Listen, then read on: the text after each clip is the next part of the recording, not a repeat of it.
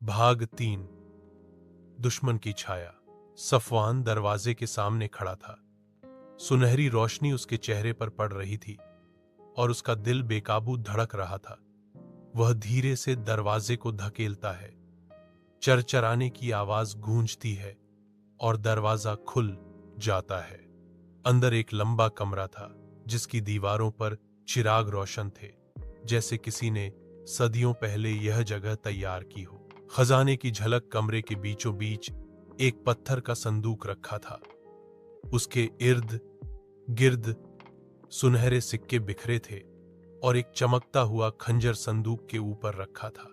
Safwan की आंखों में हैरत और खुशी झलकने लगी। उसने सोचा, अगर यह खजाना मुझे मिल गया तो मैं अपनी मां और बहन की जिंदगी बदल दूंगा। लेकिन उसका हाथ अभी संदूक तक नहीं पहुंचा था कि अचानक पीछे से कदमों की आवाज आई। सफवान ने मुड़कर देखा तो एक अजनबी व्यक्ति खड़ा था। दुश्मन का परिचय। वह आदमी लंबा चौड़ा, काली दाढ़ी वाला और फटे पुराने कपड़ों में था, लेकिन उसकी आंखों में लालच की चमक थी। हाथ में लंबी तलवार थी। उसने व्यंग्यपूर्ण हंसी के साथ कहा, अच्छा तो तुम भी खजाने के पीछे आए हो। यह खजाना मेरा है, समझी? सफवान घबरा गया, लेकिन उसने हिम्मत नहीं हारी। उसने कहा, यह खाना अल्लाह का दिया हुआ है। जिसकी नीयत सां होगी वही इसका हकदार बनेगा। वो अजनबी गरजा, बकवास बंद करो। मैं बरसों से इस खाने की तलाश में हूं। अब तुम्हें इंदा वापस नहीं जाने दूंगा। मुकाबला शुरू। अजनबी तलवार लहराता हुआ आगे बढ़ा। सफवान के पास सिर्फ एक लकड़ी की मशाल थी। उसने तेजी से पलटकर एक बड़ा पत्थर उठाया और अपने सामने रखा। दुश्मन की तलवार पत्थर से टकराई तो चिंगारियां निकलीं।